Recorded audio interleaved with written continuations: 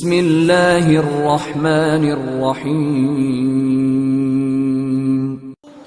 الحمدللہ رب العالمین۔ سورہ قلم کی 41 آیات مکمل ہوئیں۔ آیت نمبر 42 سے 42 سے درس کا آغاز ہے۔ اللہ رب العالمین ارشاد فرماتا ہے، یوم یکشف، جس دن کھولی جائے گی، یوم جس دن یکشف کھولی جائے گی، یکشف سے ہی بنا ہے کاشف، کاشف کے معنی کھولنے والا، ظاہر کرنے والا۔ یکشف کھولی جائے گی کیا چیز؟ عن ساقن، پنڈلی۔ اب یہ عربی میں ساق پنڈلی کو کہتے ہیں۔ یہاں پنڈلی سے کیا مراد ہے، ساق سے کیا مراد ہے؟ تو حضرت عبداللہ ابن عباس نے تو یہ فرمایا کہ ساق سے مراد یہ ہے کہ جب کل بروز قیامت مصیبتیں انتہا کو پہنچ جائیں گی اور انتہائی سختی کا عالم ہوگا، انتہائی سختی کا عالم۔ انسان سختی کے عالم میں کیا کرتا ہے؟ رب کی بارگاہ میں جھک جاتا ہے اور رب سے دعائیں مانگتا ہے۔ تو ساق سے مراد یہ ہے، یوم یکشف عن ساقن، جس دن پنڈلی کھولی جائے گی، ساق کھولی جائے گی، یعنی قیامت میں انتہائی سختی کا اور شدت کا منظر ہوگا، شدت کا عالم ہوگا۔ وَيُدْعَوْنَ إِلَى السُّجُودِ، اور انہیں سجدہ کرنے کی طرف بلایا جائے گا۔ وَيُدْعَوْنَ، اور انہیں بلایا جائے گا، إِلَى السُّجُودِ، سجدے کی طرف۔ کنہیں بلایا جائے گا؟ جو لوگ دنیا میں سجدہ نہیں کیا کرتے تھے، کافر تھے، منکر تھے، منافق تھے، ان لوگوں کو اللہ کی بارگاہ میں سجدہ کرنے کے لیے بلایا جائے گا۔ فَلَا يَسْتَطِيعُونَ، تو وہ سجدہ کرنے کی طاقت نہیں رکھیں گے۔ فَلَا يَسْتَطِيعُونَ، طاقت نہیں رکھیں گے۔ اللہ کی بارگاہ میں لوگوں کو سجدہ کرنے کے لیے بلایا جائے گا۔ جو لوگ اس دنیا میں سجدہ ریز تھے، سجدہ کیا کرتے تھے، وہ تو اللہ کی بارگاہ میں سجدہ ریز ہو جائیں گے، اور جو لوگ تکبر کرتے تھے، کفر و شرک کرتے تھے، وہ سجدہ کرنا چاہیں گے بھی لیکن وہ جھک نہیں سکیں گے، ان کی کمر کو تختوں کی طرح سخت کر دیا جائے گا۔ چاہیں گے کہ سجدہ کریں، سجدہ نہیں کر سکیں گے۔ فَلَا يَسْتَطِيعُونَ خَاشِعَةً أَبْصَارُهُمْ، اب جب وہ یہ دیکھیں گے کہ ہم سجدہ نہیں کر پا رہے اور ہم اس شدت سے، سختی سے نجات نہیں پا رہے، خَاشِعَةً أَبْصَارُهُمْ، ان کی نگاہیں جھک جائیں گی۔ خاشعۃً، ذلت سے، رسوائی سے، ذلت و رسوائی کے مارے خاشعۃً ابصارہم، ان کی نگاہیں جھکی ہوں گی۔ ترہقہم ذلہ، ان پر ذلت چڑھ رہی ہوگی۔ تو میدان محشر میں عزت کسے ملے گی؟ ذلت سے کون محفوظ رہے گا؟ جس نے دنیا کے اندر اللہ کی بارگاہ میں عاجزی اور انکساری کرتے ہوئے سجدے کیے ہوں گے، جس نے اپنی پیشانی رب کی بارگاہ میں جھکا دی، اللہ میدان محشر میں انہیں عزت عطا فرمائے گا۔ اور جو اللہ کی بارگاہ سے دور رہے، قرآن فرماتا ہے خاشعۃ ابصارہم، ان کی نگاہیں جھکی ہوں گی۔ وترہقہم ذلہ، اور ان پر ذلت چڑھ رہی ہوگی، یہ ذلیل اور رسوا ہو رہے ہوں گے۔ وقد كانوا يدعون الى السجود، اور انہیں سجدے کے لیے بلایا جاتا تھا۔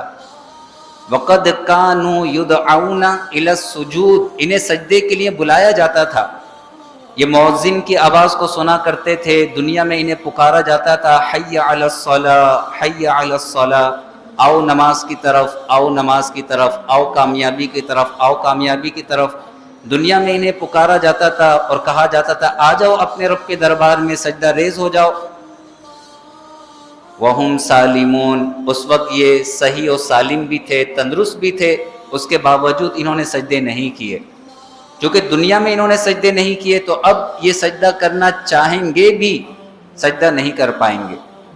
وَقَدْ كَانُوا يَدْعَوْنَ إِلَى السُّجُودِ، اور انہیں سجدے کے لیے بلایا جاتا تھا۔ وَهُمْ سَالِمُونَ، جبکہ یہ صحیح و سالم تھے، تندرست تھے، سجدہ نہیں کرتے تھے۔ اب یہ سجدہ نہیں کر سکیں گے۔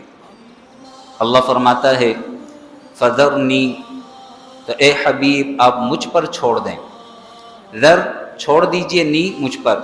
جیسے ہم کسی کو بولیں نا، کوئی کسی کو سمجھا کے تھک جائے اور سامنے والا نہیں سمجھ رہا ہو، تو جو بڑی شخصیت ہو وہ کہ اس کو مجھ پہ چھوڑ دو، میں اس کو دیکھ لوں گا، یہ انداز ہے۔ فذرنی، مجھ پر چھوڑ دیں۔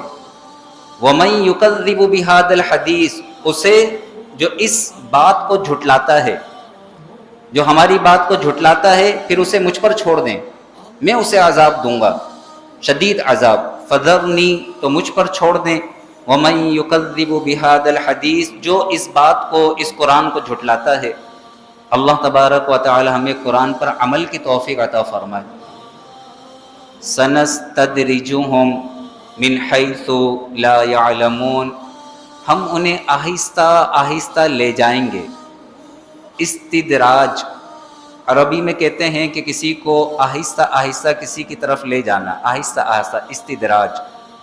سنستدرجہم، ہم انہیں آہستہ آہستہ لے جائیں گے، من حیث لا یعلمون، وہاں سے جہاں سے انہیں علم بھی نہیں ہوگا۔